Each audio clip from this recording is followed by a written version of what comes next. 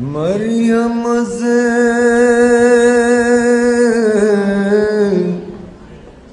یک نسبت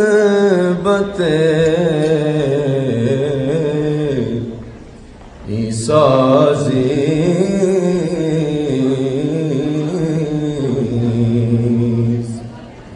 حض سے نسبت حض نحمده ونصلي ونسلم على سيدنا ومولانا محمد رسوله النبي الأمين المكين. أما بعد، بسم الله الرحمن الرحيم.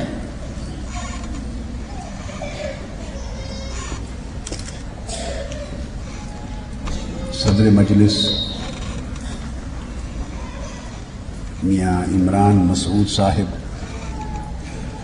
صوبائی وزیر تعلیم اور مہمان خصوصی صوبائی وزیر مذہبی امور و اوقاف سید سعید الحسن شاہ صاحب، اور مہمان خصوصی محترمہ ریٹائرڈ جسٹس ناصرہ جاوید اقبال صاحبہ، دیگر مہمانان گرامی قدر اور معزز خواتین، اللہ رب العزت کا شکر ہے جس کی توفیق سے ہم آج کی اس مبارک تقریب میں شریک ہوئے. اس موقع پر جبکہ ایران کے خانہ فرہنگ ایران کے ڈائریکٹر جنرل بھی تشریف فرما ہیں اور ان کی اہلیہ صاحبہ بھی آئی ہیں، آج کی تقریب کے مہمانان خصوصی میں شامل ہیں، اور پاکستان کے طول و عرض سے اور اطراف و اکناف سے کثیر تعداد میں ہماری مائیں، بہنیں اور بیٹیاں سیدہ کائنات سلام اللہ علیہا کے اسم گرامی سے، آپ کی سیرت طیبہ کے حوالے سے، آپ کی عظمت کردار کی نسبت سے آپ کا یوم منایا گیا ہے، اور وہ دور دراز سے آ کر اس میں شریک ہوئی ہیں، باوجود اس کے کہ یہ دو دن پاکستان کی تاریخ کے بڑے اندوہناک دن ہیں اور اتنی بڑی آزمائش کے دن ہیں کہ شاید ہماری آنکھوں نے اس نوعیت کی تکلیف، اس شدت کی، اس انتہا کی اپنی سرزمین پر پہلے کبھی نہیں دیکھی. ساری قوم ان لوگوں کے اور خاندانوں کے ساتھ شریک غم ہے جن کی زندگیوں کے چراغ بجھ گئے ہیں اور جس کے لواحقین اور پسماندگان ابھی تک دبے پڑے ہیں اور دکھوں، مصائب اور آلام کے پہاڑوں سے نکلنے کی انہیں ابھی تک کوئی سبیل نظر نہیں آ رہی. ہم سب اللہ تعالیٰ کے حضور مرحومین کی بخشش و مغفرت کے لیے اور جو زخمی ہیں اور دبے ہوئے ہیں ان کی بازیابی اور ان کی سلامتی کے لیے اور پوری قوم کی عافیت کے لیے دعا کرتے ہیں. ان مستحقین کو امداد فراہم کرنے کے لیے فنڈز پاکستانی قوم کی روایت ہے قائم کیے جاتے ہیں. جیسے ابھی میں نے سنا کہ ادارہ جنگ میموریل سوسائٹی، میر خلیل الرحمان میموریل سوسائٹی، اس نے بھی اعلان کیا ہے اور یہ آج کی تقریب کی میزبان بھی ہے میر خلیل الرحمان میموریل سوسائٹی اور تحریک منہاج القرآن کا شعبہ خواتین، جسے منہاج القرآن ویمن لیگ کہتے ہیں۔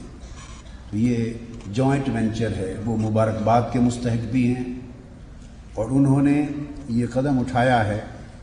ایسے فنڈز میں ہم سب کا ایوانی اور ملی فریضہ ہے کہ حصہ لیں، اپنے لقمے چھوڑ کر بھی ان کو مہیا کرنا، یہ ہمارے دین اور ایمان کی تکمیل کا تقاضا ہے۔ اپنا سکھ چھوڑ کر بھی ان کے دکھوں کو بانٹنا اور ان کا سہارا بننا، یہی دین اور یہی ایمان ہے۔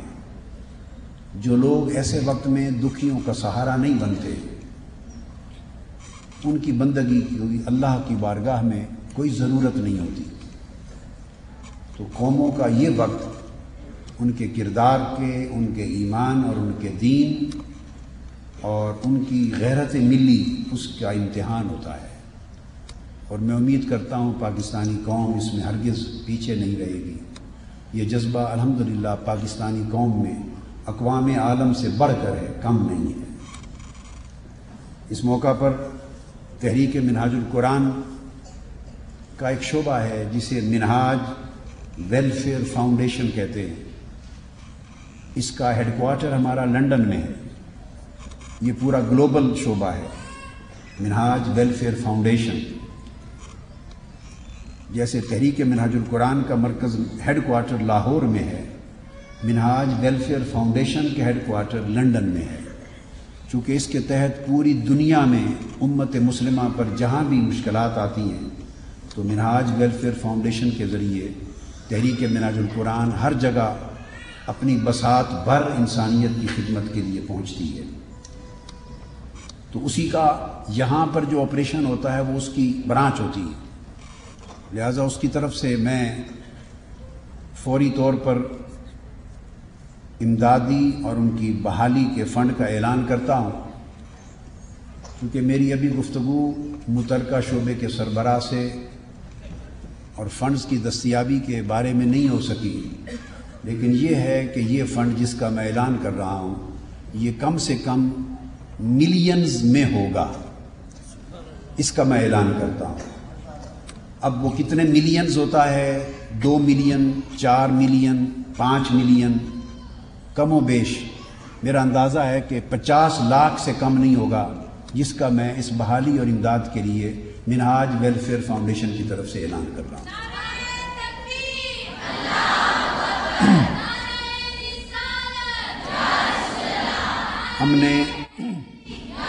ہم نے منہاج ویلفیئر فاؤنڈیشن کے تحت اپنی ایمبولینسز اور کچھ ٹرکس، فوری طور پہ ادویات اور ٹرک میں کچھ سامان اور خوراک اور ایسا اہتمام کر کے آج ہی ہنگامی طور پہ ایک وفد کے ساتھ روانہ کیا ہے، اس لیے کہ وہ جا کے ضروری امداد بھی فراہم کریں اور جائزہ لے آئیں کہ اس امداد کو مؤثر اور منظم طریقے سے ضرورت مندوں کو صحیح تک پہنچانے اور حسب ضرورت پہنچانے کا نظام کیا ہو۔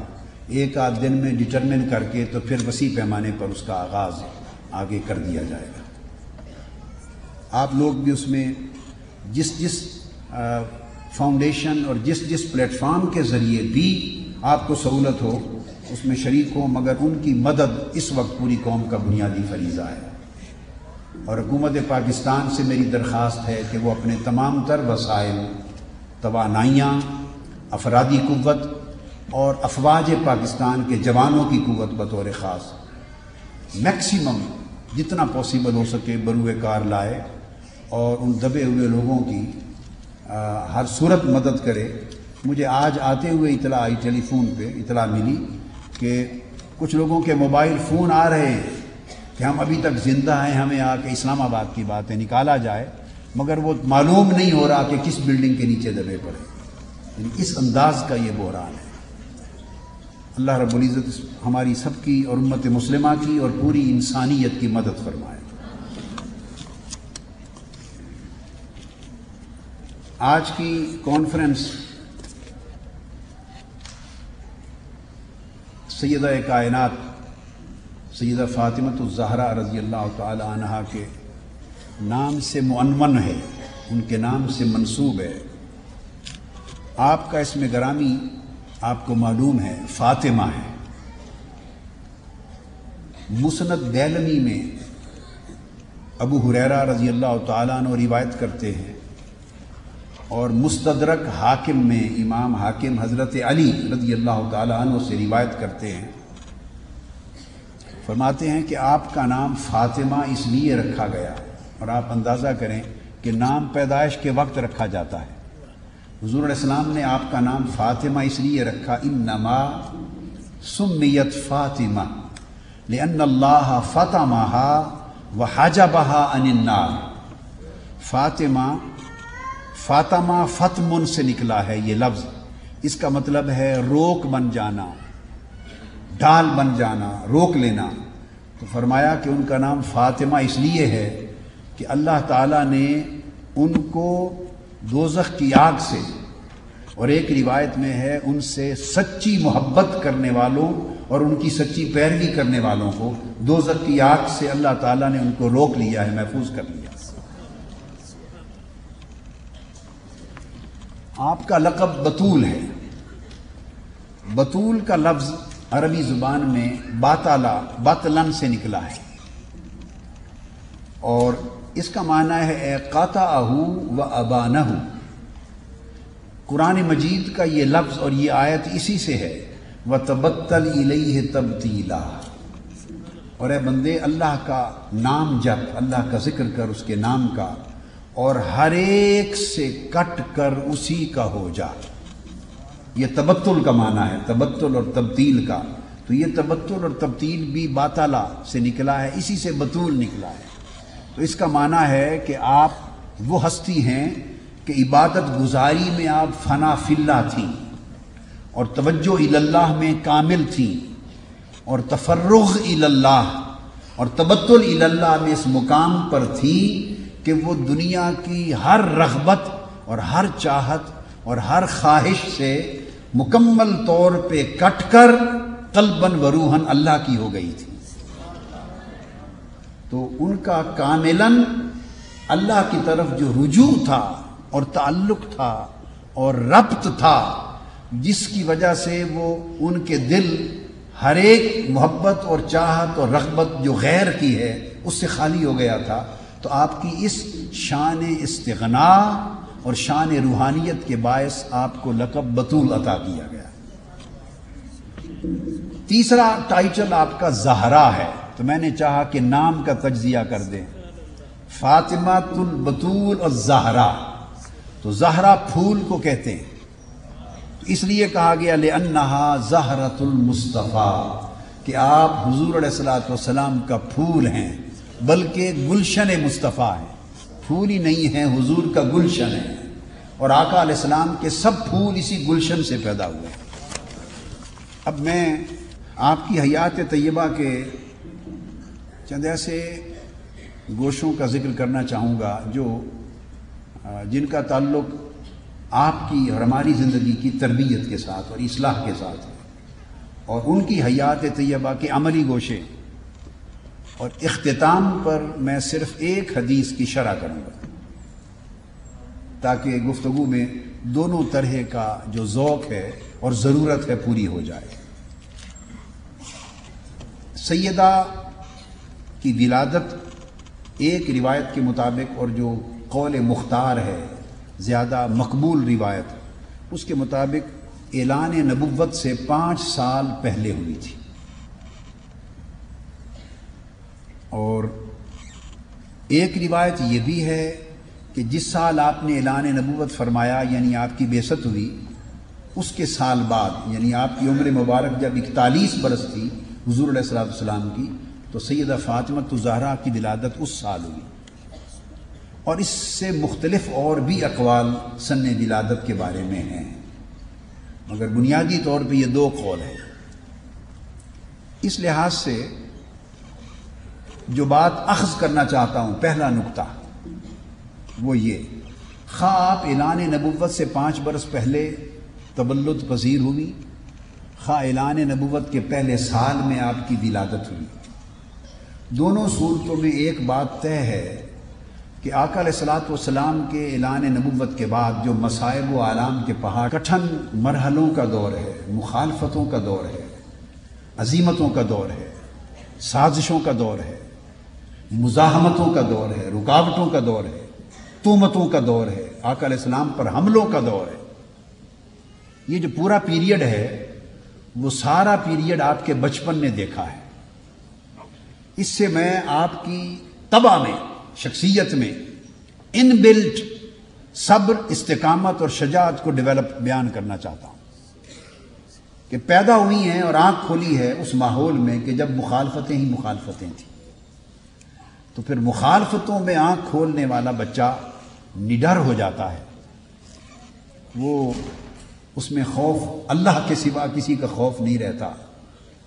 اور جس کی پرورش اس ماحول میں ہوئی ہو، اور تو پھر وہ اپنے حسین کو پال کر بڑی آسانی سے اس کا حوصلہ ایسا ہو جاتا ہے کہ کربلا کو بھی روانہ کر دے.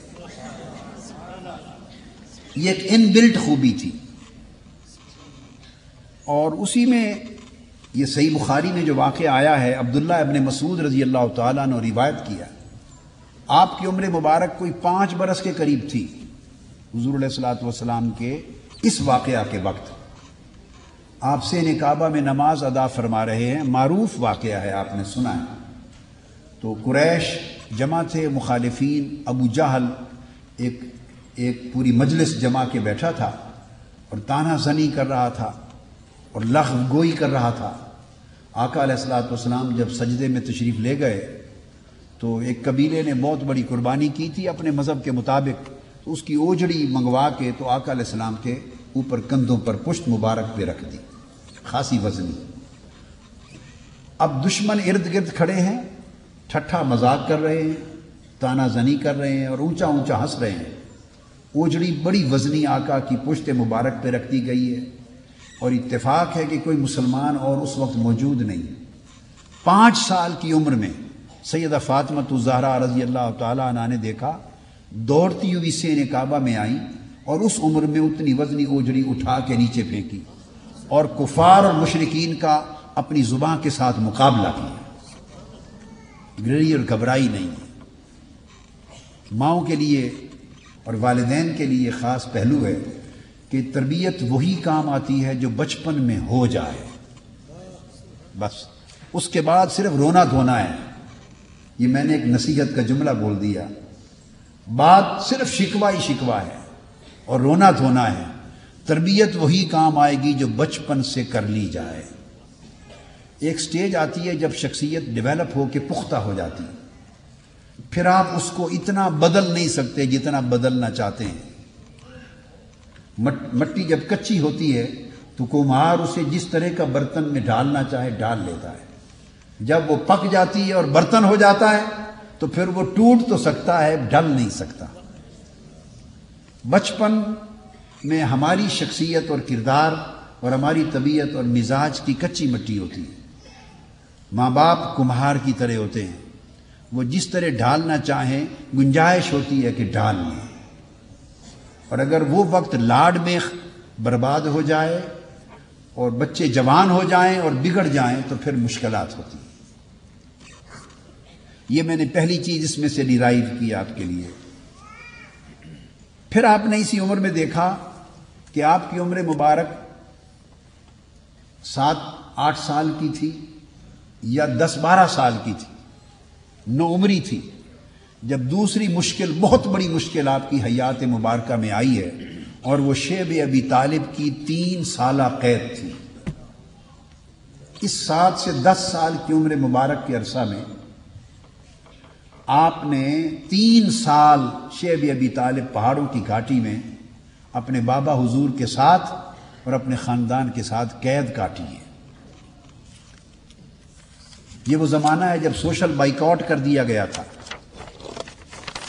حضور صلی اللہ علیہ وآلہ وسلم اور آپ کے پورے قبیلے خاندان کے ساتھ، اور کفار اور مشرکین نے، قریش نے ایک ایگریمنٹ لکھ کر حضور علیہ السلام کے خلاف سوشل بائیکاٹس پر کچھ آرٹیکلز بنا کر کعبۃ اللہ میں نصب کر دیا تھا، لٹکا دیا تھا، اور کسی کو اجازت نہیں تھی کہ کوئی لین دین اور ملاقات تک بھی کر سکے. تو 3 سال اس گھاٹی میں آپ نے قید و بند کی صحبت گزاری اور سیدہ کائنات کی پرورش اس ماحول میں ہوئی۔ اس کے بعد جو ایک اور چیز بڑی اہم توجہ طلب وہ یہ، حضور علیہ الصلوۃ والسلام انہیں ہر موقع پہ ساتھ رکھتے۔ یہ تربیت کا ایک اور پہلو تھا۔ بچوں کو، بچیوں کو، بیٹوں بیٹیوں کو ہر موقع پر بچپن سے ہی ساتھ رکھنا چاہیے۔ یہ تربیت کا ایک بنیادی حصہ ہے۔ ہم ایسا کرتے ہیں کہ جہاں دین سیکھنے کی جگہ ہے، جہاں تربیت ہے، جہاں کچھ فیض ملنا ہے، رشد و ہدایت ملنی ہے، تعلیم و تربیت کا کچھ خیرات نصیب ہوگی، وہاں تو خود چلے جاتے ہیں۔ اول تو ہمارا شعار، قومی شعار یہ ہے کہ صرف مرد جاتا ہے، عورت کا بھی حق نہیں، عورت صرف روٹیاں پکائے گی، بریانیاں بنائے گی، کھانے بنائے گی اور خاندان کو کھلائے گی۔ پہلے ناشتہ، اس سے فارغ ہو کر پھر لنچ، اس سے فارغ ہو کر پھر ڈنر، اور پھر اس کے بعد سارے معاملات کرے گی۔ عورت کا ہم نے یہ منصب بنا دیا ہے، اور یہ سارا منصب شریعت محمدی اور سنت محمدی کے خلاف ہے۔ مگر افسوس یہ کہ کوئی رہنمائی کرنے والا نہیں ہے۔ ہم مرد جائیں گے، عورتوں کو بھی اجازت نہیں کہ وہ بھی جائیں۔ انگلینڈ، یورپ، اسپین میں کئی ملکوں میں یہ واقعہ ہوا۔ مجھے خواتین نے لکھ کے شکایت کی کہ جب اجتماع ہوتے ہیں جہاں دین سیکھنا ہے تو ہمارے شوہر کہتے ہیں کہ وہاں پردہ ہے، پردے کی وجہ سے نہیں لے جاتے۔ تو میں نے ان سے کہا، خطاب میں کہا، میں نے کہا جہاں ان کو بھیجتے ہو وہاں پردے کا کوئی وجود بھی کبھی نظر آیا ہے؟ میلوں میں جاتی ہیں، مارکیٹس میں جاتی ہیں، بزنس کرتی ہیں، جابز کرتی ہیں، شادی بیاہ، تقریبات، گیٹ ٹوگیدر، سوشل گیدرنگ، ہر جگہ جاتی ہیں۔ ایک اس جگہ نہیں جاتی جہاں دین سیکھنا ہے، وہاں پردہ آ جاتا ہے۔ اور جہاں پردے کا وجود نہیں ہوتا وہاں ہر جگہ جاتی ہیں۔ یہ جو ڈویلٹی ہے، دوہرا پن ہے کردار کا، اسے ہمیں اپنی سیرت سے ختم کرنا ہوگا۔ عورت جاب بھی کر سکتی ہے، اس کا حق ہے، شریعت نے اجازت دی ہے۔ بزنس کر سکتی ہے، شریعت نے اجازت دی ہے۔ وہ معلمہ ہے، وہ مقننہ ہے، وہ جج ہے، وہ امبیسڈر ہے، وہ نمائندہ ہے، وہ سوسائٹی کی لیڈر ہے، وہ محدثہ ہے، محدث ہوئی ہیں عورتیں، وہ اسکالر ہے، وہ سب کچھ ہے۔ اس کی گود یونیورسٹی ہے، بچوں کی پرورش گاہ ہے۔ تو جس کے ہاتھوں نسل تیار ہونی ہے، اگر اس کو موقع اپنی پراپر تعلیم اور تربیت کا نہ ملا تو نسل کیسے تیار ہوگی؟ موسٹلی مرد تو صبح سے رات تک اپنے بزنس، کاروبار اور معاش کمانے میں مصروف رہتے ہیں۔ گھر کس کے پاس ہوتا ہے؟ مرد کا تو دخل ہی کم ہے، صبح سے شام تک تو سارا دن تو وہ جاب پہ یا بزنس پہ گزارتا ہے۔ گھر پورا تو ماں کے ہاتھ میں ہے، بیٹی کے ہاتھ میں ہے۔ تو جس نے گھر سنوارنا ہے، جس نے نسل کو سنوارنا ہے، جس نے سوسائٹی کو سنوارنا ہے، اس کے لیے تعلیم و تربیت کے مواقع کم ہوں تو حیف ہوگا اس سوسائٹی پر۔ تو خواتین کی تعلیم کے لیے بجٹ کئی گنا زیادہ کیا جانا چاہیے اور ان کی تربیت کے مواقع کہیں زیادہ ہونے چاہیے۔ تو میں عرض کر رہا تھا حضور کی سنت سے کہ آپ کی عمر مبارک 3-4 سال تھی جب آیت اتری وَأَنذِرْ عَشِيرَتَكَ الْأَقْرَبِينَ کہ سب سے پہلے دعوت اپنے قریبی رشتہ داروں کو دیں۔ دعوت، اس سے ایک فلسفہ ڈیولپ ہوتا ہے دین کا کہ دعوت، تبلیغ، تربیت، اس کی ابتدا فیملی سے ہونی چاہیے۔ ہمارے ہاں ابتدا ریموٹ جگہ سے ہوتی ہے اور فیملی کا وقت زندگی میں مبلغ اور عالم صاحب کی زندگی میں نہیں آتا، وہ چراغ تلے اندھیرا رہتا ہے۔ حکم ہوا کہ ابتدا دعوت کی اپنی فیملی سے کریں۔ تو حضور علیہ السلام نے کل قریش کو کوہ صفا پہ جمع کیا۔ یہ بھی مشہور واقعہ آپ نے پڑھا بھی ہے، سنا بھی ہے۔ میں اس میں سے صرف ایک نقطہ ریلیونٹ جو آج سے ہے وہ لے رہا ہوں۔ تو جب سارے قریش اور خاندان کو جمع کیا دعوت اسلام کی اور توحید کی دینے کے لیے، تو 3-4 سال عمر تھی سیدہ فاطمہ کی، اس کو اٹھا کر حضور علیہ السلام اس پہلے اجتماع میں کوہ صفا پر لے کر گئے تھے۔ اس کو اٹھایا ہوا تھا ان کو ساتھ۔ حالانکہ خطاب کرنے جا رہے ہیں، دعوت دینے جا رہے ہیں، اور دعوت دے رہے ہیں مخالفین کو، قریش کو، دشمنوں کو، خدا جانے ان کا رد عمل کیا ہو، اور پہاڑ پر کھڑے ہو کے دعوت دینی ہے، مجمع عام ہے، 3-4 سال کی بیٹی کو تو لے جانے کی ضرورت نہیں ہے، اور گھر میں سیدہ خدیجہ الکبریٰ موجود ہیں، اس وقت وہ حیات تھی، گھر چھوڑ جاتے، مگر نہیں، چونکہ ابھی اس عمر میں آ گئی تھی کہ سنتی تھی، سمجھتی تھی، کم از کم ویژول امپیکٹ ہوتا ہے، ویژول امپیکٹ ہوتا ہے، اس سے جو پرسنالٹی ہے اس کے اوپر سائیکولوجیکل ایک اثر جاتا ہے، اس کو بھی مس نہیں کیا، تاکہ اس عمر میں نقش جو ہو جاتی ہے بات وہ ساری زندگی نہیں بھولتی۔ تو اس اجتماع میں بھی دعوت کے موقع پر اٹھا کے ساتھ لے گئے، اور جب آپ ایک ایک کا نام لے کے بتا رہے تھے کہ اپنے آپ کو سنوار لو، اپنے آپ کو سنوار لو، تو سب کو متوجہ کرنے کے لیے اس ایڈریس میں پھر سیدہ فاطمہ کا بھی نام لیا۔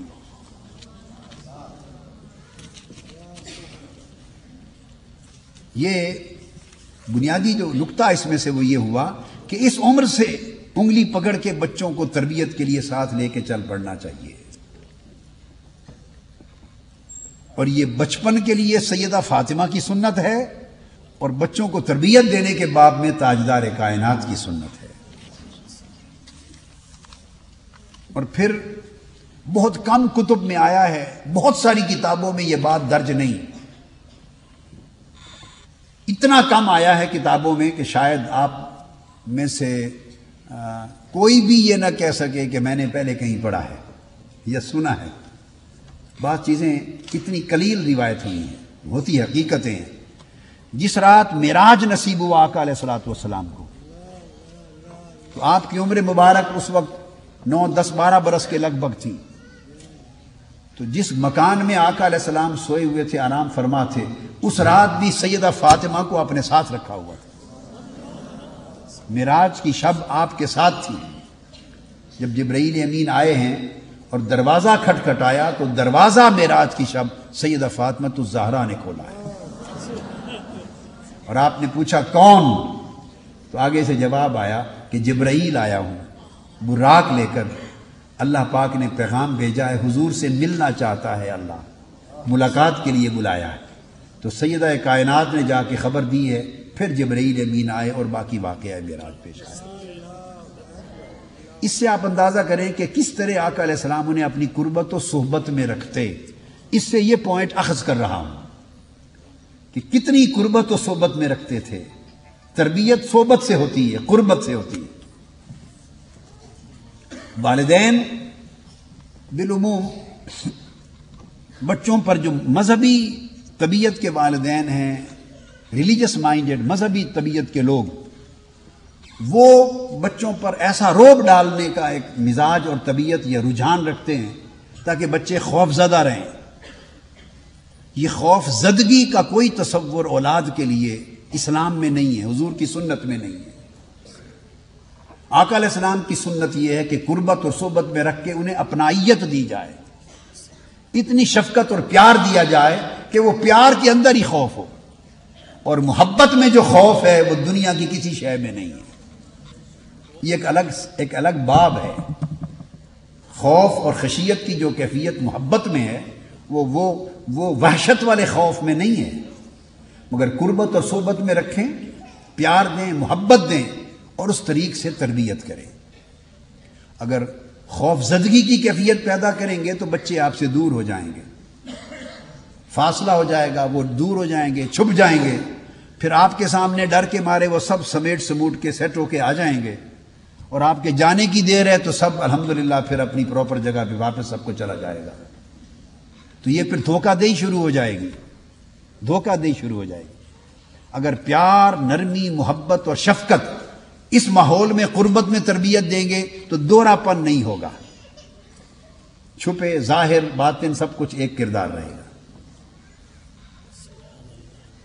یہ تربیت کا عالم تھا، اور ایک لمحہ بھی آقا علیہ السلام انہیں اپنے آپ سے جدا نہیں فرماتے تھے، حتیٰ کہ ایک وقت صرف آیا اور وہ سفر ہجرت تھا، اس میں آقا علیہ السلام ان کو ساتھ نہیں لے جا سکے، ہجرت کی رات۔ مگر وہاں پہنچ کر آپ نے زید بن حارثہ کو بھیجا اور حضرت ابو رافع کو بھیجا اور سیدنا مولا علی المرتضیٰ آلریڈی یہاں تھے. اونٹ بھیجے اور مولا علی المرتضیٰ کی قیادت میں ایک قافلہ تھا، اس میں 4 فواتم روانہ ہوئی. 4 فاطمائیں اس قافلے میں چلی. فواتم کہتے ہیں اس کو، 4 فاطمائیں. سیدہ فاطمۃ الزہرا، اور دوسری کون؟ سیدہ فاطمہ بنت اسد، حضرت مولا علی شیر خدا کی والدہ، یعنی آپ کی دادی جان، وہ بھی فاطمہ. تیسری فاطمہ بنت زبیر بن عبد المطلب، وہ بھی فاطمہ. اور چوتھی فاطمہ بنت حمزہ بن عبد المطلب. ایک ہی خاندان کی 4 فاطمہ. پھر حضرت ام کلثوم آپ کی ہمشیرہ، اور رقیہ آپ کی ہمشیرہ، اور حضرت عائشہ صدیقہ رضی اللہ تعالی عنہ، اور حضرت ام ایمن اور ان کے بیٹے، اور سیدنا ابوبکر صدیق کی بہو ام رومان، اور حضرت عائشہ صدیقہ کی بہن حضرت اسماء اور حضرت اسامہ. یہ قافلہ تھا جو مولا علی المرتضیٰ کی قیادت میں پھر بعد میں حضور کے پیچھے گیا. اور آقا علیہ السلام اس وقت تک قباء سے شہر مدینہ میں نہیں گئے جب تک فاطمہ نہیں پہنچ گئی. سیدہ کا سارا قافلہ پہنچا، آپ 17 دن وہاں مقیم رہے. جب قافلہ پہنچا ان کو ریسیو کر کے تو ملا کے پھر 2 میل کا فاصلہ تھا قباء کی بستی اور مدینہ کی بستی میں. پھر آپ مدینہ تشریف لے گئے. اس کے بعد پھر واقعات آئے ہیں. ہر غزوہ میں آپ ساتھ جاتی. اب یہ دوسرا اینگل ہے. جہاد کی پوری زندگی میں ساتھ شریک رہی، ہر غزوہ میں ساتھ ہوتی. غزوہ بدر میں ساتھ تھی. واپسی ہوئی تو اس دوران سیدنا عثمان غنی رضی اللہ تعالیٰ عنہ کی زوجہ محترمہ اور حضور علیہ السلام کی شہزادی حضرت رقیہ سیدہ فاطمۃ الزہرا رضی اللہ تعالیٰ عنہ کی بڑی ہمشیرہ، ان کا وصال ہو گیا تھا اور تدفین ہو گئی تھی. جب پلٹی سیدھی ان کی قبر پہ گئی اور رونے لگ گئی. اور طبقات ابن سعد میں آیا ہے کہ آقا علیہ السلام اپنا کپڑا لے کر سیدہ فاطمہ کے آنسو پوچھ رہے تھے. میں نے وہ جو روحانی عظمت اور فضیلت کی دیگر باتیں ساری چھوڑ دی ہیں، وہ الگ موضوع ہے. میں نے اور اینگلز لیے ہیں. وہ میری کتاب جن کا ذکر علامہ کراروی صاحب نے فرمایا الدرۃ البیضاء، تو اس میں آپ پڑھیں، احادیث ترجمے کے ساتھ ہیں. وہ آپ کے فضائل کا جو دوسرا اینگل ہے عظمت کا، وہ اس میں ہے.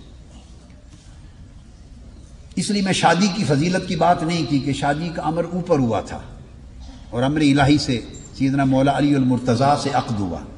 شادی ہو چکی تھی. شادی کے بعد آقا علیہ السلام نے فرمایا علی اب کوئی گھر لے لو نا فاطمہ کے لیے، چھوٹا سا انڈیپینڈنٹ، تاکہ رہو. اس سے جو بات میں اخذ کرتا ہوں، اور صرف اس سے نہیں، علاوہ اس کے شرعی اصول ہیں، وہ یہ کہ جب بچے کی شادی ہو جائے تو ضد نہیں کرنی چاہیے کہ ایکسٹینڈڈ فیملی میں مل جل کے ہی رہیں گے. یہ ان کا رائٹ ہے کہ ان کو انڈیپینڈنٹ گھر دیا جائے. ہماری فیملیز میں بہت بڑا جو بگاڑ اور فساد ہے، اس کی ایک ریزن یہ بھی ہے کہ والدین انسسٹ کرتے ہیں کہ بہو کو ادھر ہی لائیں گے، اکٹھے رکھیں گے اور ایک ہی جگہ پہ کھائیں گے اور اکٹھے رہیں گے. یہاں سے آگے 2 زندگیاں اور لائف کے 2 ازدواجی یونٹ، ان کی انڈرسٹینڈنگ جب نہیں ہوتی تو پھر فیملی کے اندر دراڑ آتی ہے اور انتشار پیدا ہوتا ہے، اور کوئی تشخیص نہیں کر پاتا کہ قصور وہ بہو قصوروار ہے یا ساس. اسی گورکھ دھندے میں لگے رہتے ہیں. قصور اس فیصلے کا ہے جس نے حضور علیہ السلام کی سنت سے منہ موڑا ہے. یہ شریعت نے حق دیا ہے شادی کے بعد کہ بچی کو، بہو کو الگ گھر دیا جائے، اس کو گھر دیں، اس کو وسائل دیں. وہ پیرنٹس اور گھر والوں کے ہاتھوں کی طرف نہ تکے اپنی ضروریات کے لیے. اس کا شوہر اس کو کما کے دے، انڈیپینڈنٹ لائف ہو. پھر وہ تھوڑا فاصلہ رکھیں اور فاصلے میں قربت رکھیں، پھر محبت سے رہیں، عزت و احترام رہتا ہے، پھر فیملیز ٹوٹتی نہیں ہیں. ہم جو ایک ہی بنا کے رکھنے کی کوشش کرتے ہیں، وہ یکتائی کا تصور توڑ دیتا ہے اس فیملی کے یونٹ کو. یہ رائٹ ہے، دینا چاہیے. اللہ یہ کہ خوشی سے رہیں. جب دیکھیں ہلکی سی تپش محسوس ہو رہی ہے، ٹیمپریچر معمولی سا بن رہا ہے، اس ٹیمپریچر کے بڑھنے سے پہلے الگ گھروں میں بھیج دیں۔ تو شادی کے ساتھ ہی آقا علیہ السلام نے فرمایا علی ایک گھر لے لو اور آپ اور فاطمہ الگ رہو، انڈیپینڈنٹ رہو۔ سیدنا علی المرتضیٰ نے ایک گھر لیا،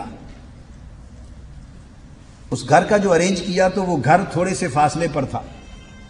اب فاصلہ کیا ہوگا، میں آپ کو ایکچوئل پوزیشن بتاتا ہوں۔ مثلا میں یہاں کھڑا ہوں، یہ سٹیج ہے، وہ آپ کی دیوار ہے، اس جگہ سے اس دیوار تک کا بھی فاصلہ نہیں تھا، ممکن اس سے آدھا فاصلہ ہو۔ چھوٹی سی تو بستی تھی مدینہ، کل چھوٹی سی بستی تھی۔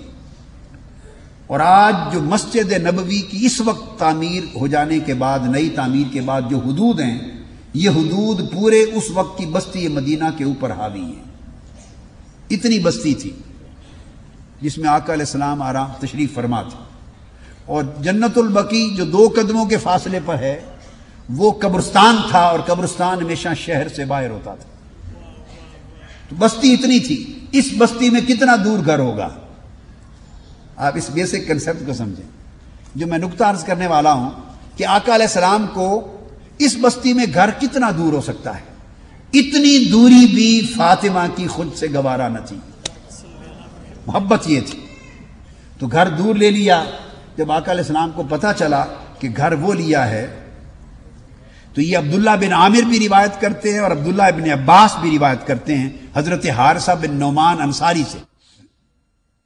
تو آقا علیہ السلام نے خواہش کا اظہار کیا، فاطمہ ایسی سبیل نہیں ہو سکتی کہ گھر میری رہائش گاہ کے قریب لے لو تاکہ آتے جاتے تمہیں دیکھ لیا کروں۔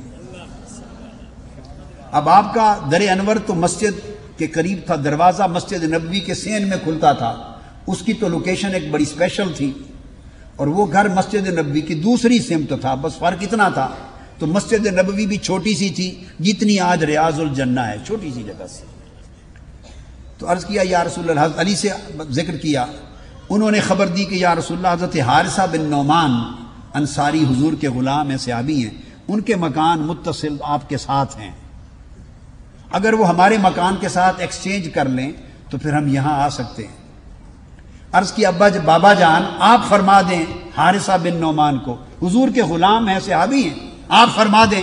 تو آقا اب یہ دوسرا اینگل بھی ہے، فرمایا مجھے حیا آتی ہے کہ میں حارثہ سے مکان مانگوں، میں نہیں کرتا۔ یہ مذہبی رہنماؤں کے لیے، مشائخ اور پیروں کے لیے، علماء کے لیے، دینی رہنماؤں کے لیے، سیاسی لیڈروں کا میں ذکر اس لیے نہیں کرتا کہ وہ تو سارا کچھ ہی ہڑپ کر کے ڈگار نہیں لیتے، ان کی بات کیا کرنی ہے، ان کے لیے تو پورے ملک ہی حلال ہیں، اور پھر چلتے رہتے ہیں ان کے معاملات، وہ تو سارا کچھ کھا جائیں تو سب حلال ہے۔ مذہبی رہنماؤں کے لیے میں بات اس وقت کر رہا ہوں چونکہ مذہبی تقریب ہے، آقا کی سنت سے سیکھیں، ماننے والوں اور پیروکاروں سے داؤ پیچ چل کے نذرانے لینا، پیسے بٹورنا، جائیدادیں لینا، یہ سنت مصطفیٰ کے خلاف ہے۔ اور جو لوگ اس طرح اہتمام کرتے ہیں اور طریقے سے وصول کرتے ہیں، کیش، کائنڈ، مکان، جائیدادیں، پیسہ، ٹکا، تو پھر یقیناً نہ ان کی دعوت میں فیض رہتا ہے، نہ تبلیغ میں برکت رہتی ہے، نہ زبان میں تاثیر رہتی ہے، نہ وجود میں تقویٰ رہتا ہے۔ پھر وہ دعائیں بھی قبولیت کھو دیتی ہیں، سجدے بھی اپنا فیض کھو دیتے ہیں، اس لیے کہ دل میں تو دنیا کا لالچ ہے۔ دین شخصیتوں میں اس وقت تک متمکن نہیں ہوتا جب تک دل کی بستی دنیا کی لالچ کی غلاظت سے پاک نہ ہو جائے۔ اگر دل میں دنیا، مال و دولت کا حرص، طمع اور لالچ ہے، وہ ساری زندگی سجدوں میں گزار دے، وہ سجدہ اسے اللہ کے قریب نہیں کر سکتا۔ بنیادی بات ہے۔ اللہ، تو آقا علیہ السلام نے فرمایا مجھے حیا آتی ہے کہ میں حارثہ سے بات کروں۔ یہ بات کسی طریقے سے نکل گئی اور حضرت علی نے کہیں ذکر کر دیا ہوگا، بیان نہیں آیا حدیث میں، مگر حضرت حارثہ آقا علیہ السلام کی بارگاہ میں آ گئے، عرض کیا یا رسول اللہ مجھ تک خبر پہنچی ہے کہ آپ حضرت بی بی خاتون جنت فاطمہ الزہرا کا گھر اپنے در دولت کے قریب چاہتے ہیں۔ آپ نے فرمایا میں تلاش میں ہوں کہ ایکسچینج ہو جائے ان کا گھر کسی سے۔ تو انہوں نے عرض کیا، اب حدیث کے لفظ عرض کیا انما انا و مالی للہ ولرسولہ، یا رسول اللہ مجھے حکم کیوں نہیں فرمایا؟ خدا کی قسم میں اور میرا مال اور ہم سب کی زندگیاں اور ہمارے مال و دولت ان کا مالک ہی اللہ اور اللہ کا رسول ہے۔ یہ تو ہمارا ہے، مال ہمارا ہے ہی نہیں، مالک ہی آپ ہیں۔ تو انہوں نے اسی وقت عرض کیا یا رسول اللہ یہ گھر اچھا گھر ہے جو آپ کے گھر کے ساتھ متصل ہے، تو آپ نے اس کو ایکسچینج کیا۔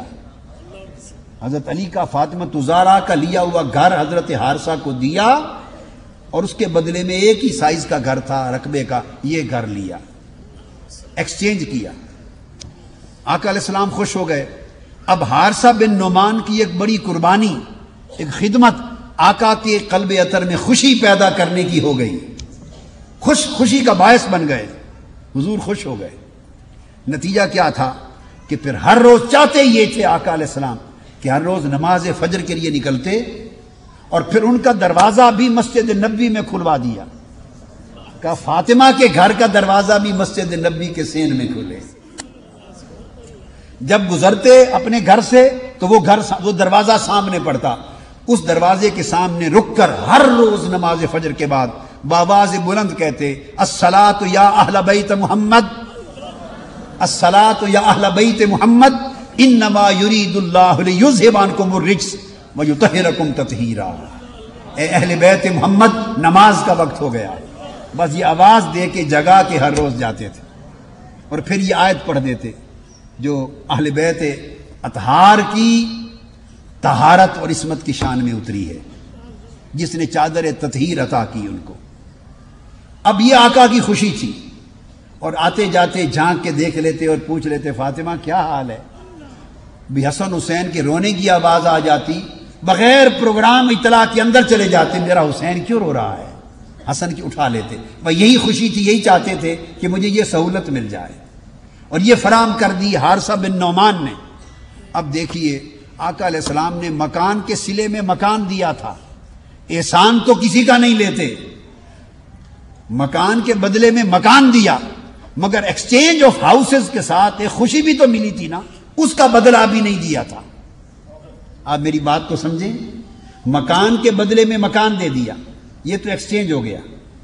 اب اس تبدیلی مکان سے جو دل کو خوشی ہوئی تھی کہ فاطمہ قریب آ گئی تھی سلام اللہ علیہ، اب اس خوشی کا بدلہ بھی دینا چاہتے تھے۔ وہ کیا دیا کہ عبداللہ بن عامر اور عبداللہ بن عباس رضی اللہ تعالیٰ عنہما روایت کرتے ہیں کہ ایک روز حضور علیہ السلام کی خدمت میں جبرائیل امین بیٹھے، حضرت حارثہ بن نعمان باہر سے آئے، قریب آئے تو انہوں نے سلام عرض کیا، اور ایک روایت میں آیا ہے کہ قریب ہوئے مگر جھجک کی وجہ سے سلام نہیں کہا۔ یہ چیزیں بیان میں ہوتی ہیں، مین سبسٹنس کے ساتھ ریلیونٹ نہیں ہیں۔ قریب آئے، سلام کہا، حضور علیہ السلام نے فرمایا حارثہ بعد میں تمہیں معلوم ہے میرے ساتھ کون شخص بیٹھا تھا؟ عرض کہ یا رسول اللہ نہیں معلوم۔ آپ نے فرمایا جبرائیل امین بیٹھے تھے۔ تو وہ کان میں کوئی گفتگو سرگوشی کر آہستہ آہستہ کچھ باتیں کر رہے تھے، وہ بھی طالب دیدار رہتے تھے، آتے تو اللہ کا حکم وہی لے کر آتے تھے، آتے اللہ کے حکم سے تھے، جاتے اپنی مرضی سے تھے۔ جب دیدار مصطفیٰ کی پیاس بجھ جاتی تب جاتے۔ تو فرمایا جبرائیل تھے، اور تمہیں معلوم ہے حارثہ جبرائیل نے تمہارے بارے میں کیا کہا ہے؟ یہ وہ بدلہ دیا خوشی کا۔ عرض کیا یا رسول اللہ نہیں معلوم۔ فرمایا جبرائیل نے تمہارے بارے میں کہا انہو من الثمانین، یہ حارثہ بن نعمان ان 80 افراد میں سے ہے، بس اتنا فرما دیا، یہ ان 80 افراد میں سے ہے۔ پوچھا حضور علیہ السلام نے جبرائیل وہ 80 افراد کون سے ہیں جن کی طرف اشارہ کر رہے ہو؟ تو جبرائیل امین نے عرض کی یا رسول اللہ جب فتح مکہ کے بعد غزوہ حنین ہوگا اور 12,000 کا لشکر ہوگا اسلام کا، اور ادھر سے صرف ایک لشکر باقی قبائل کے علاوہ ایک مین لشکر لڑنے والا، وہ 40,000 مسلح جوانوں کا ہوگا، اور پھر ارد گرد کے اور قبائل بھی ان کے ساتھ ملیں گے۔ تو اس وقت وہ جب انتہائی سخت حملہ کریں گے تو پورے لشکر میں غزوہ احد کی طرح بگدڑ مچ جائے گی، اور ایک لمحے کے لیے غزوہ حنین میں کفار مار کا سر کر لیں گے اور سارے لشکر اسلام کے سپاہی منتشر ہو جائیں گے. کچھ سمجھ کسی کو نہیں آئے گی کہ کیا ہو گیا. دائیں بائیں منتشر ہو جائیں گے اور ایک وقت آئے گا کہ صرف 80 صحابہ آپ کے ارد گرد آپ کا دامن تھام کر آپ کے دفاع میں سیسا پلائی ہوئی دیوار بن کے کھڑے ہوں گے. اس کے بعد آپ آواز دیں گے تو پلٹ کے سارے آ جائیں گے. وہ جو 80 صحابہ اس آخری لمحے بھی آپ کے ارد گرد دفاع کے لیے کھڑے ہوں گے، حارثہ بن نعمان کو ان میں شامل کر دیا گیا. اور اس کے علاوہ پھر صرف یہی نہیں، پھر حدیث پاک میں ہے کہ حضور علیہ السلام یہ ایک صلہ دیا اور پھر یہ دنیا کا صلہ تھا، آخرت میں صلہ دیا. حضور علیہ السلام نے فرمایا کہ میں جنت میں گیا اور میں نے قرآن مجید کی قرات سنی. جنت میں قرآن مجید کی تلاوت قرات سنی اور میں نے پوچھا جبرائیل یہ قاری جنت کون ہے جو قرآن کی تلاوت کر رہا ہے؟ انہوں نے کہا حارثہ بن نعمان ہے. یہ جو حضرت فاطمہ کا گھر حضور کو قریب لا کر حضور کو خوش کیا تھا، اس کے صلے میں دنیا بھی مل گئی، آخرت بھی مل گئی. سو اس طرح سیدہ کائنات پھر آپ کے ساتھ غزوہ خندق میں بھی شریک ہوئی، کھانا بنا کے لائی کھلاتی تھی. سفر حدیبیہ میں بھی شریک تھی، فتح مکہ کے سفر میں بھی شریک تھی، جب حوازن اور ثقیف کے قبائل کے ساتھ غزوات تھے ان میں بھی شریک تھی، اور حجۃ الوداع کے سفر میں بھی شریک تھی. اور جب آقا علیہ السلام نے مالا اعلیٰ کو سفر فرمایا تو تب بھی آپ ہی کا دست اقدس حضور کے سینے اقدس تھے. یہ بیان تھا جو میں نے چند گوشے آپ کی سیرت طیبہ کے پیش کیے، اور یہ عرض کرنا چاہتا ہوں اس امر میں کوئی شک نہیں ہے کہ اگر کسی نے عبادت گزاری اور پرہیزگاری کا ماڈل دیکھنا ہو تو اس میں بھی رول ماڈل سیدہ فاطمۃ الزہرا ہے. کسی نے صبر، توکل اور مصائب و آلام کے اندر استغنا کا ماڈل دیکھنا ہو تو وہ نمونہ کامل بھی سیدہ فاطمۃ الزہرا ہے. کسی نے استقامت اور شجاعت کا ماڈل دیکھنا ہو تو وہ بھی نمونہ کامل سیدہ فاطمۃ الزہرا ہے. اور کسی نے علم اور معرفت اور تعلیم، علم اور معرفت کا اور شعور کامل کا ماڈل دیکھنا ہو تو وہ بھی سیدہ فاطمۃ الزہرا ہے. آقا علیہ السلام نے پوچھا کہ عورت کی سب سے بڑی فضیلت کیا ہے؟ تو کسی کو جواب نہیں آیا. ہر ایک نے جواب دیا مگر آقا علیہ السلام نے قبول نہیں کیا. تب سیدنا مولا علی المرتضیٰ کو بھی جواب نہیں آیا. تب وہ چپکے سے گھر گئے، ان سے پوچھا کہ عورت کی سب سے بڑی فضیلت کیا ہے، اور پھر دوبارہ شام کو آئے. شام کو پھر مجلس ہوئی آقا کی بارگاہ، پلٹ کر آئے. اس وقت جواب دیا آقا دن کو آپ نے ایک سوال پوچھا تھا. فرمایا پوچھا تھا تو اجازت ہو تو جواب عرض کروں؟ فرمایا بتاؤ. یہ جواب دیا کہ عورت کی سب سے بڑی فضیلت یہ ہے، یعنی یہ تو ہے کہ عورت غیر محرم کو نہ دیکھے، اور دیکھنے کا ایک معنی ہے، دیکھنے کا ایک معنی ہے وہ دیکھنا جو برائی پیدا کرتا ہے. یہ تو نہیں ہے کہ بینائی ختم ہو گئی عورتوں کی، مرد، اور یہ مرد کے لیے بھی وہ فضیلت ہے کہ مرد بھی نہ دیکھے. غض بصر کا حکم علماء اور مرد لوگ عورتوں کو دیتے ہیں کہ نگاہ نیچی کرو، اور بھولتے ہیں کہ نگاہ نیچی کرنے کا حکم ان سے پہلے مردوں کے لیے بھی ہے. نگاہ کی پاکیزگی مرد کی بھی ہے، عورت کی بھی ہے، تب سوسائٹی پاک ہوتی ہے. خیر، تو عرض کیا یا رسول اللہ جواب یہ ہے کہ یہ تو ہے کہ عورت نہ دیکھے، لیکن فرمایا کہ بڑی فضیلت یہ ہے کہ ایسی ہو کہ مرد بھی نہ دیکھ سکے، کسی غیر محرم نے نہ دیکھا ہو. اب حدیث کا جو اگلا جملہ وہ ذہن سے اتر گیا، ان کے نہیں بیان کر سکے. وہ یہ تھا، آقا علیہ السلام نے فرمایا علی بتاؤ جواب کس سے پوچھ کر آئے ہو؟ یہ کس سے پوچھ کر آئے ہو؟ انہوں نے عرض کیا یا رسول اللہ سیدہ فاطمۃ الزہرا سے پوچھ کے آیا. آقا علیہ السلام مسکرا پڑے. یہ مقام تھا جب یہ حدیث وارد ہوئی. جب عرض کیا حضور میں فاطمہ سے پوچھ کے آیا ہوں، حضور نے فرمایا ان فاطمہ تا بدعۃ منی، فاطمہ میرا ٹکڑا ہے.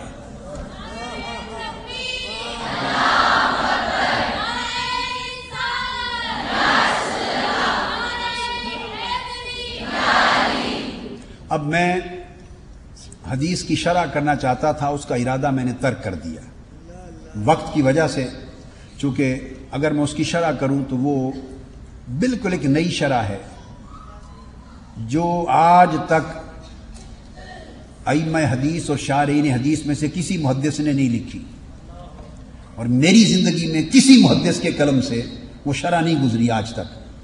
تو جب ایک ایسی شرح نئی انسان کرتا ہے تو اس کے لیے دلائل ہوتے ہیں، قرآن کے، حدیث کے، لغت کے، تو وقت لیتا ہے، پھر وہ کام وقت لیتا ہے۔ تو میں نے چونکہ پہلی گفتگو اور قیمتی گفتگو تھی اور اس میں ہم نے جو پانا تھا پا لیا، تو میں اس کی وجہ سے اس کی شرح میں نہیں جانا چاہتا، صرف معنی دو معنی بتا دیتا ہوں اور شرح کو چھوڑ دیتا ہوں۔ تو اس موقع پر آقا علیہ السلام نے فرمایا، جب سنا کہ فاطمہ سے جواب لے کے آیا ہوں، فرمایا فاطمہ یہ جواب کیوں نہ دیتی، بدعۃ منی، وہ میرا ٹکڑا ہے، اور یہ جواب فاطمہ ہی دے سکتی تھی۔ یہ علم اور معرفت اور شعور کامل کی مثال تھی۔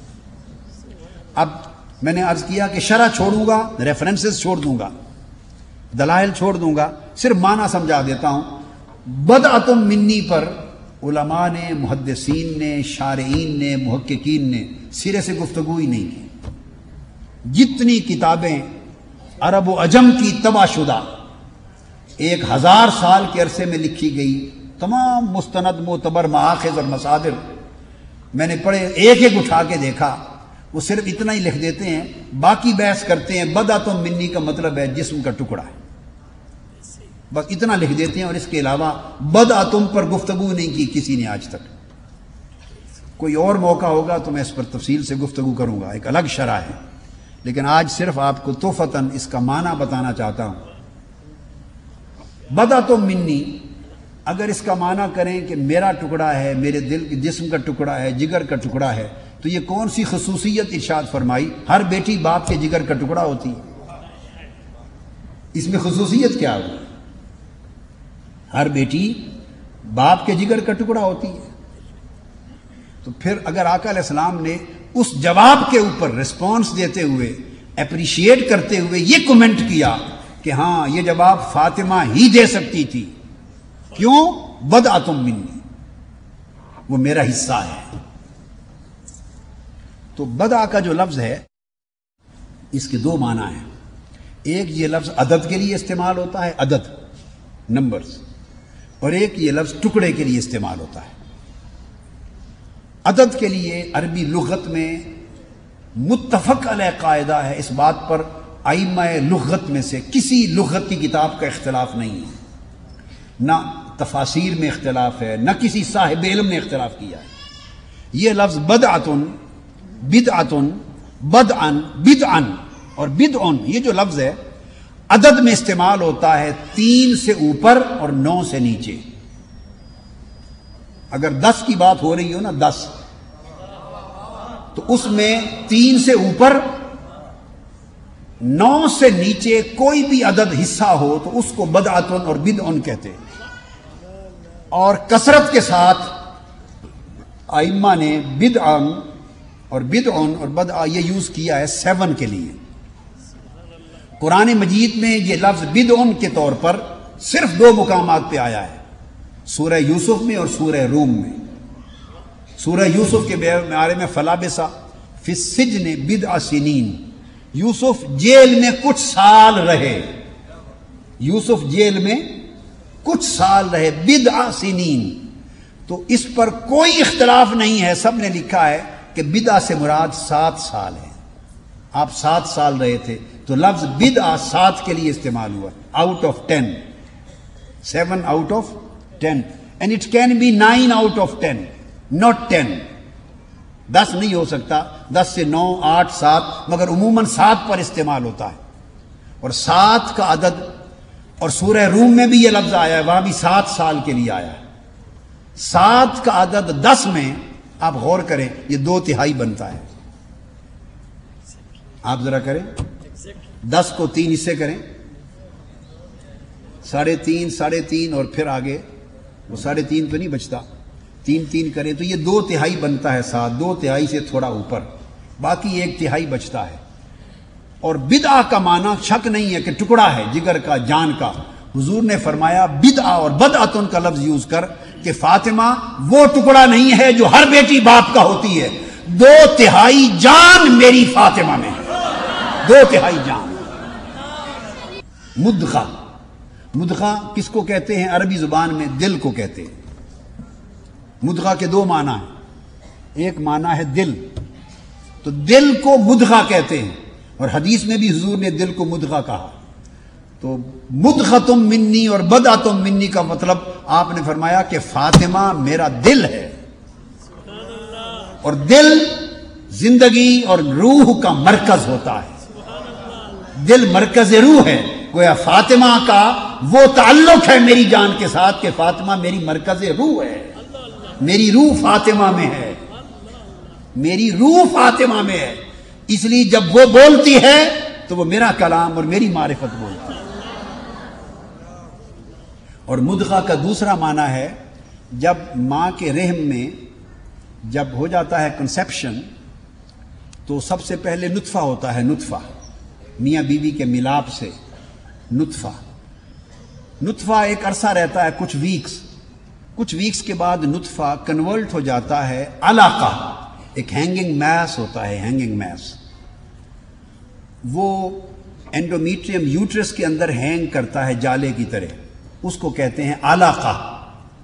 پھر علاقہ کی کنڈیشن کئی ہفتے رہتی ہے، علاقہ جب اپنا پیریڈ مکمل کرتا ہے تو وہ کنورٹ ہو جاتا ہے مدغہ میں، یہ تیسری سٹیج ہے۔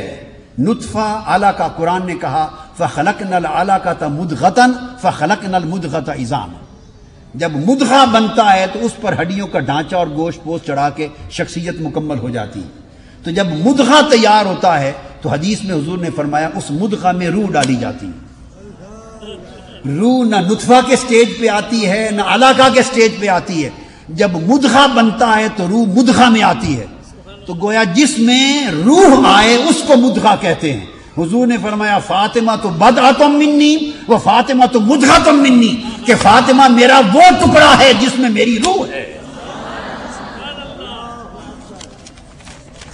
چونکہ میری روح فاطمہ میں ہے اس لیے وہ چلتی ہے تو اس کا چلنا میری طرح کا ہے، وہ بولتی ہے تو اس کا بولنا میری طرح کا ہے، وہ جب کلام کرتی ہے تو اس کا شعور اور معرفت میری طرح کی ہے، وہ جب سیرت و کردار اور تقوی کا اظہار کرتی ہے اور شجاعت اور مردانگی کا اظہار کرتی ہے اور جرأت اور استغنا کا اظہار کرتی ہے تو وہ دیکھنے میں نام میں فاطمہ ہے مگر اپنے باطن میں وہ محمد مصطفیٰ کی روح ہے۔ اللہ تعالی ہمیں اس شمع کو جلانے اور خود بھی نور لینے اور سوسائٹی میں بھی نور پھیلانے کی توفیق عطا فرمائے۔ وما علینا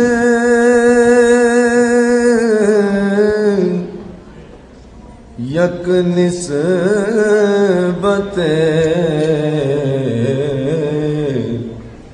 عیسیٰ